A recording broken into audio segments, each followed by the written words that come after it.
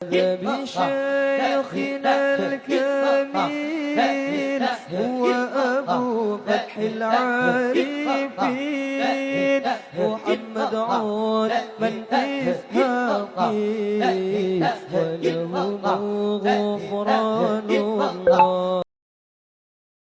Para muhibbin rahimakumullah, kita bisa mendapatkan ma'rifah khassah ini melalui dua jalan. Tidak ada jalan ketiga. Yang pertama disebut tariqul hidayah wal inabah. Yang kedua disebut tariqul ijtiba wal istifa. Bermula jalan yang pertama, hidayah dan inabah. Itu jalan yang panjang lagi sulit. Panjang lagi sulit. Arti panjang itu mungkin 10, 20, 30 tahun kita menjalani hanyar terasai. Kayak apa nang maksudnya la ilaha illallah.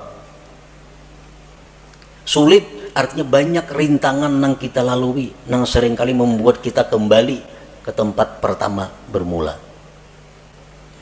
Min ta'allumil ilmi alladhi yuaddi bihi al-ibadata wa ya'rifu bihi sifatin nafsil batinah wa yuqaddimu qabla al-jami' ma'rifata aqidati ahli sunnah wal jamaah wa taubatin nasuh wa tahsinin niyyah wa tasihit taqwa wal wara'i wal zuhdi wa kasratil azkar wal aurat wa ghairi dhalik wa kulluhu yuhdihal abdu ilallahi ta'ala.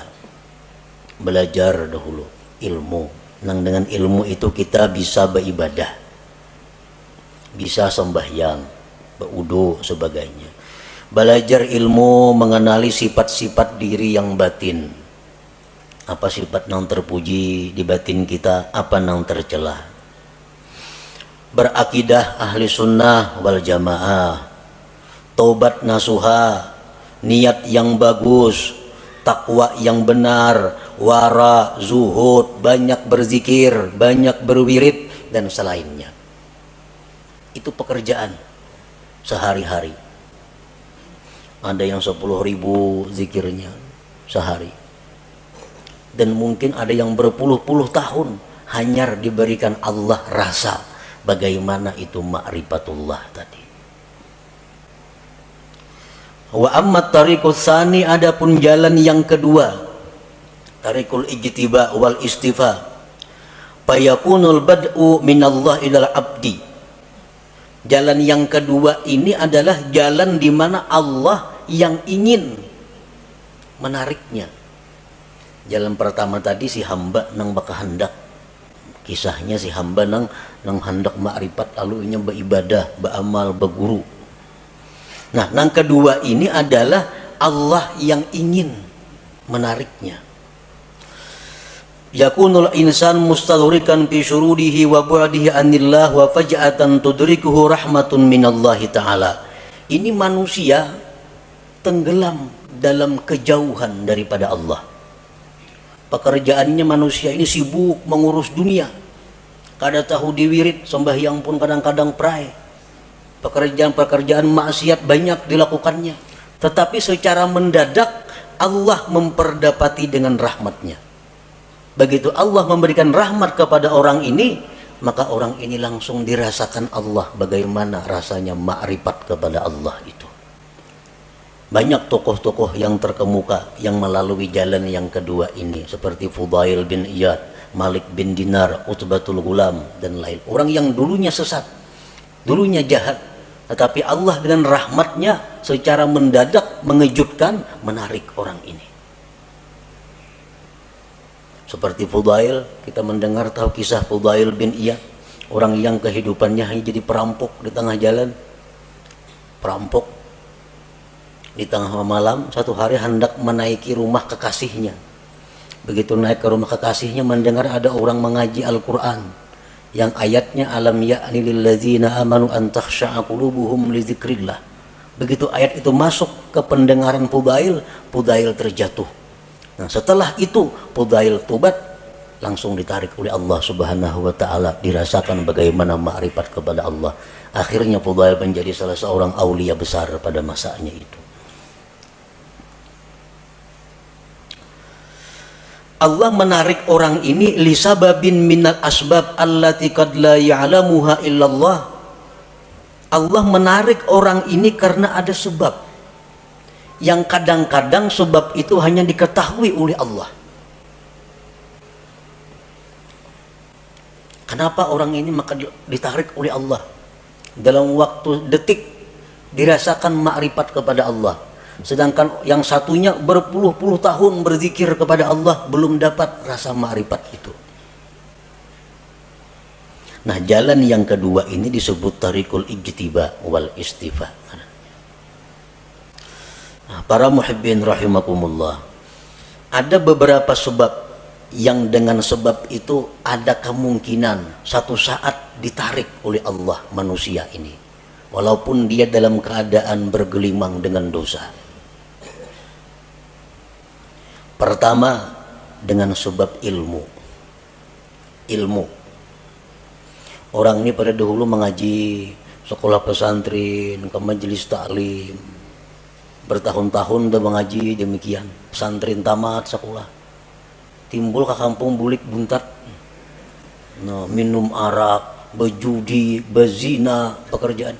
Nah, tamatan pesantren nih. Nah, orang seperti ini pada akhirnya satu saat ada kemungkinan ditarik oleh Allah dengan cara seperti tadi, berkat ilmu yang dia pelajari selama sekian tahun dahulu kala itu. Nah, bisa kena orang ini jatuh sakit, nah, sadar, insaf, dirasakan oleh Allah bagaimana orang yang makrifat kepada Allah itu. Nah, sebab ilmu. Jadi menuntut ilmu ini kada ada ruginya, tak amalakan kah, kada kah. Pokoknya bila ilmu tuh ada keuntungan. Ada keuntungan. Yang kedua, as-sakha, pemurah. Orang ini macam-macam maksiat dilakukannya, tapi pemurah. Pemurah itu dalam arti agama lain dengan arti adat. Ini pemurah dalam arti agama. Artinya orang yang menyumbangkan kekayaannya di jalan yang benar. Ada orang sakit dibantunya, ada orang kesusahan dijulunginya duit, ada orang saleh diberinya duit, ada orang ini dikasihnya duit. Pemurah. Pada kelakuannya sembahyang tapi sembahyang orangnya, berjudi mau, minum arak mau. Nah, orang ini satu saat nantinya ada harapan kada pasti juga, ada harapan bisa ditarik oleh Allah. Nah, bisa ditarik dengan pemurahnya itu. Yang ketiga, al-adlu, adil. Nah, ini seorang pejabat. Seorang pejabat ini bergelimang dengan dosa. Macam-macam dosa dilakukannya. Tetapi satu orang ini, dia adil. Sewaktu ia menjabat, di matanya sama. Semua adalah rakyat. Baik anaknya, baik bininya, mintuhanya, iparnya, kamanakannya, semuaan rakyat sama. Kadang-kadang mesti diutamakannya. Kalau panggil ini minantuku utamakan, kadang-kadang. Ini ipar, kadang-kadang. Semuaan rata di matanya, rakyatnya. Nah, orang ini waktu menjabat adil. Padahal kelakuan lain-lain banyak maksiat dilakukannya. Nah, berkat inya adil sewaktu menjabat itu, orang ini ada harapan suatu saat akan ditarik oleh Allah, dirasakan bagainya kepadanya ma'rifatullah itu. Rasulullah sallallahu alaihi wasallam bersabda, tajawazu an dzambis sakhi wa zallatil alim wa satwatis sultanil adil fa innallaha akhadha bi yadihim kullama asara asirun minhum, akhrajahul khatib. Ujar Nabi kita, maafkanlah kesalahan orang-orang alim, orang-orang pemurah, raja-raja, penguasa-penguasa yang adil itu. Karena Allah memegang tangan mereka. Bila mereka tergelincir, Allah yang akan menarik mereka.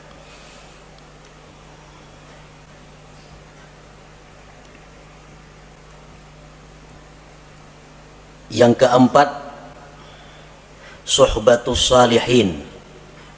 Orang ini bersahabat dengan orang-orang saleh, dekat dengan orang saleh. Padahal kelakuannya bila cerita pisah orang saleh macam-macam, tapi nya dekat dengan orang saleh. Ada orang saleh di sana, kenal, dekat lawan inya. Ada orang saleh di ujung sana, kenal, dekat lawan inya. Pokoknya di mana orang-orang saleh dicarinya, didekatinya. Padahal kelakuannya orang nih macam-macam maksiat diperbuatnya. Tapi kalau urusan orang saleh, wahnya paling dekat sudah. Nah, orang ini satu saat nanti bisa ditarik oleh Allah untuk dirasakan bagaimana ma'rifatullah itu. Rasulullah SAW bersabda, "Al-mar'u ala dini khalilih." Seseorang itu atas agama orang yang dikasihinya. Waqad qil, dikatakan orang, "Man sahibal akhyar ja'alahu Allah minal akhyar wa in kana minal asrar." Orang yang dekat dengan orang baik itu akan dijadikan Allah dia orang baik sekalipun dulunya orang yang jahat.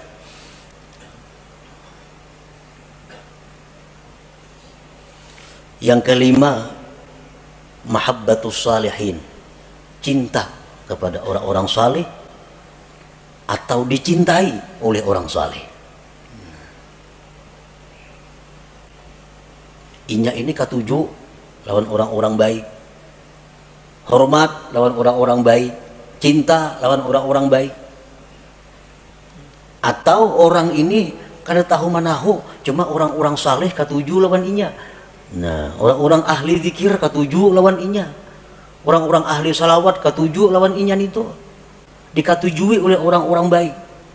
Nah, maka orang itu ada harapan nantinya akan ditarik oleh Allah Subhanahu wa taala. Selanjutnya lagi, kasratus salah ala Nabi sallallahu alaihi wasallam. Banyak bersalawat lawan Nabi.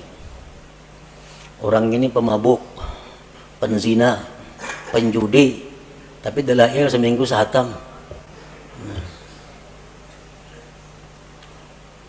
Mulut habsi kemana terdengar datanginya ketujuh, kisah-kisah Nabi ketujuh, tapi maksiat jalan terus juga. Salawat selalu dibacanya. Nah, orang seperti ini ada juga harapan satu saat lainnya dikembalikan oleh Allah, ditarik dan dirasakan ma'rifatullah itu. Di antara sebabnya lagi, nasabun thayyib, keturunan yang baik. Aba'u sulaha, abah-abah kakek nenek orang-orang saleh. Datuknya ke abah hari orang wali. Napa ke atas pada datuk lagi? Yang 7 turun sudah orang wali bahari sidin itu. Nah, cucu-cucunya ini ada yang nakal macam-macam. Tapi akhirnya kayaknya bisa ada harapan cucunya itu insaf dan ditarik oleh Allah Subhanahu wa taala berkat doa-doa daripada orang-orang dahulu, kakek moyang nenek moyangnya itu. Nah, jadi itu bagian daripada sebab-sebab yang dengan sebab itu Allah menarik seseorang ini menjadi kekasihnya dan dirasakannya bagaimana ma'rifat kepada Allah Subhanahu wa taala itu. Nah, para muhibbin rahimakumullah. Setiap manusia yang beriman kepada Allah dan mempunyai keinginan yang tinggi, kehormatan yang tinggi, dia pasti ingin mendapatkan yang disebut ma'rifatullah itu. Bagaimanapun kelezatan yang ada di dalam dunia, bagaimanapun ada kemewahan yang ada dalam dunia, bagaimanapun keindahan yang ada dalam dunia, kalau seseorang itu sudah merasakan bagaimana ma'rifatullah, ma'rifat kepada Allah itu, maka semuanya akan hilang. Kada akan bisa dibanding dengan bagaimana indahnya, lezatnya, bahagianya orang yang ma'rifat dengan Allah itu. Nah, sebahagian manusia ada yang berusaha untuk berkenalan dengan Allah. Sebagian manusia ada yang Allah menarik untuk berkenalan dengannya. Yang pertama disebut suluk, yang kedua disebut jazab ngarannya. Yang kedua-duanya itu adalah mulia. Kedua-duanya adalah sesuatu jalan yang terpuji. Sebagian ulama ada yang mengatakan bahwa yang ditarik oleh Allah itu lebih afdal daripada orang yang menjalani jalan suluk atau jalan hidayah wal inabah tadi. Para muhibbin rahimakumullah, mudah-mudahan Allah Subhanahu wa taala membukakan hati kita pintu ma'rifah kepada Allah Subhanahu wa taala sebelum akhir hayat kita. Ila hadratin Nabi sallallahu alaihi wasallam, al-Fatihah. Terima kasih Anda telah menyaksikan ceramah dari Kiai Haji Muhammad Bahid. Semoga bermanfaat dan jangan lupa subscribe, like, share, dan komen.